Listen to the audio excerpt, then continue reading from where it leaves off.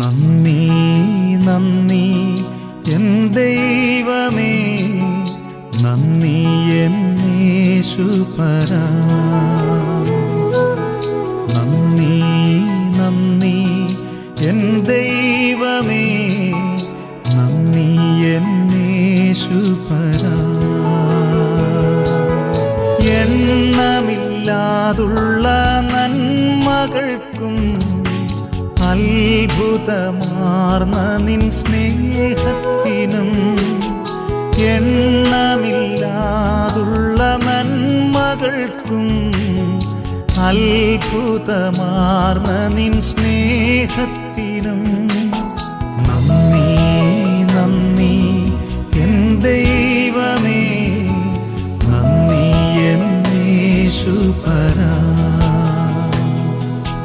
നന്ദി നന്ദി എൻ ദൈവമേ, നന്ദി എൻ യേശുപരാ.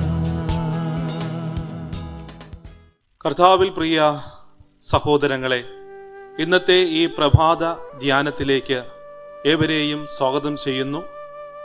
ഇന്ന് ഞാൻ നിങ്ങളോട് സംസാരിപ്പാൻ തക്കവണ്ണം താല്പര്യപ്പെടുന്നത് മറഞ്ഞിരിക്കുന്ന ദൈവശക്തി എന്നതിനെക്കുറിച്ചാണ്. എഫെസ്യർക്കെഴുതിയ ലേഖനം 4-ാം അധ്യായം അതിൻ്റെ 1 മുതൽ 3 വരെയുള്ള വാക്യങ്ങൾ ഇപ്രകാരം നമ്മെ ഓർമ്മപ്പെടുത്തുന്നു. കർത്തൃസേവ നിമിത്തം ബദ്ധനായിരിക്കുന്ന ഞാൻ പ്രബോധിപ്പിക്കുന്നത്, നിങ്ങളെ വിളിച്ചിരിക്കുന്ന വിളിക്ക് യോഗ്യമാം വണ്ണം പൂർണ്ണ വിനയത്തോടും സൗമ്യതയോടും ദീർഘക്ഷമയോടും കൂടെ നടക്കുകയും സ്നേഹത്തിൽ അന്യോന്യം പൊറുക്കുകയും ആത്മാവിൻ്റെ ഐക്യത സമാധാന ബന്ധത്തിൽ കാപ്പാൻ ശ്രമിക്കുകയും ചെയ്യുവിൻ. നിങ്ങളെ വിളിച്ചപ്പോൾ ഏക പ്രത്യാശയ്ക്കായി നിങ്ങളെ വിളിച്ചതുപോലെ ശരീരമൊന്ന്, ആത്മാവ് ഒന്ന്. ഐസക് ന്യൂട്ടൻ എന്ന് പറയുന്ന ശാസ്ത്രജ്ഞൻ ശാസ്ത്രലോകത്തെ തന്നെ പിടിച്ച് കുലുക്കിയതായിട്ടുള്ള ഒരു വ്യക്തിയായിരുന്നു. അദ്ദേഹം നമ്മുടെ ഈ പ്രപഞ്ചത്തിൽ നടക്കുന്നതായിട്ടുള്ള കാര്യങ്ങളെ 3 നിയമങ്ങൾ കൊണ്ട് അദ്ദേഹം സംഗ്രഹിക്കുന്നതായിട്ട് നമുക്ക് കാണുവാൻ സാധിക്കുന്നു. ആദ്യത്തെ നിയമം തന്നെ ഇപ്രകാരം ആണ് പറയുന്നത്: അസന്തുലിതമായ ഒരു ബാഹ്യബലം പ്രയോഗിക്കാത്തിടത്തോളം കാലം ഓരോ വസ്തുവും അതിൻ്റെ നിശ്ചലാവസ്ഥയിലോ നേർരേഖയിലുള്ള സമാന ചലനത്തിനോ തുടരുന്നതാണ്. നിങ്ങളൊരു സ്കേറ്റിംഗ് ബോർഡിൽ നിൽക്കുന്നതായിട്ട് ചിത്രീകരിക്കുക. അപ്രകാരം നിൽക്കുമ്പോൾ എന്തെങ്കിലും ഒരു ബാഹ്യ ബലം പ്രയോഗിക്കാതെ നിങ്ങൾക്ക് അവിടെ നിന്ന് ചലിക്കുവാൻ തക്കവണ്ണം സാധിക്കുകയില്ല. സഭയുടെ ഐക്യവും ഇപ്രകാരം തന്നെയാണ് സംഭവിക്കുന്നത്. പരിശുദ്ധാത്മാവിൻ്റെ പ്രേരക ശക്തിയാലായിട്ടാണ് സഭയിൽ ഐക്യത ഉണ്ടാകുന്നത്. പരിശുദ്ധാത്മാവ് എപ്രകാരമാണോ നമ്മളോട് ശക്തമായിട്ട് പ്രവർത്തിക്കുന്നത്, അപ്രകാരം സഭയിലെ ഐക്യവും കൂടുന്നതായിട്ട് കാണുവാൻ തക്കവണ്ണം സാധിക്കും.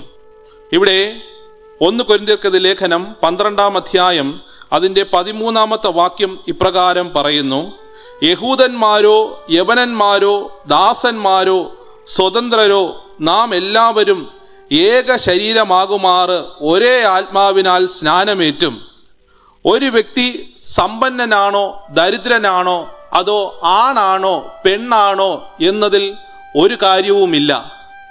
സഭയിലായിരിക്കുമ്പോൾ ഐക്യതയോടുകൂടെ ആയിരിക്കുന്നതിലാണ് അഭികാമ്യമായിട്ടുള്ള കാര്യമെന്ന് വേദപുസ്തകം നമ്മളെ ഓർമ്മപ്പെടുത്തുന്നു. എല്ലാവരും ഒരേ ആത്മാവിനാൽ പാനം ചെയ്തിരിക്കുന്നു എന്ന് വേദപുസ്തകം നമ്മളെ ഓർമ്മപ്പെടുത്തുന്നു. ആയതിനാൽ നമ്മൾ സഭയിലായിരിക്കുമ്പോൾ പരിശുദ്ധാത്മാവിൻ്റെ ശക്തി പ്രാപിച്ചുകൊണ്ട് അന്യോന്യം സേവിച്ചും സ്നേഹിച്ചും പ്രവർത്തിക്കുന്നതായിട്ടുള്ള അനുഭവം നമ്മളിൽ ഉണ്ടായിരിക്കണം. ബാഹ്യമായിട്ടുള്ള ശക്തി, അതായത് മറഞ്ഞിരിക്കുന്നതായിട്ടുള്ള പരിശുദ്ധാത്മാവിൻ്റെ ശക്തി പ്രാപിച്ചുകൊണ്ട് അന്ത്യത്തോളം നിൽക്കുവാൻ തക്കവണ്ണം നിങ്ങൾ ഓരോരുത്തരെയും ദൈവം സഹായിക്കുമാറാകട്ടെ. പരിശുദ്ധാത്മാവിൻ്റെ ശക്തി ദൈവജനത്തെ തകർക്കുവാൻ കഴിയാത്ത ഐക്യത്തിൻ്റെ ഒരു ബന്ധത്തിലേക്ക് നമ്മെ നയിക്കുന്നു. അപ്രകാരം ഈ അന്ത്യനാളുകളിൽ പരിശുദ്ധാത്മാവിൻ്റെ ശക്തി പ്രാപിച്ചുകൊണ്ട് കൂടുതലായിട്ട് ദൈവവചനം പഠിച്ചുകൊണ്ട് മുന്നോട്ട് പോകുവാൻ തക്കവണ്ണം ദൈവം നിങ്ങളെ സഹായിക്കുമാറാകട്ടെ, അനുഗ്രഹിക്കുമാറാകട്ടെ എന്ന് പറഞ്ഞുകൊണ്ട് ഞാൻ എൻ്റെ വാക്കുകൾ ഉപസംഹരിക്കുന്നു. നമുക്ക് ഒരു നിമിഷം കണ്ണുകളടയ്ക്കാം, പ്രാർത്ഥിക്കാം. ഞങ്ങളെ അതിവാത്സല്യമായി സ്നേഹിക്കുന്ന ഞങ്ങളുടെ കർത്താവേ, അടിയങ്ങളതാ ദൈവമേ അപ്പൻ്റെ സന്നിധിയിലേക്ക് താഴ്മയായി കടന്നു വരുന്നു. ഇന്ന് ദൈവമേ ഞങ്ങൾ കേട്ടതായിട്ടുള്ള ഈ വചനത്തിനായി സ്തോത്രം ചെയ്യുന്നു.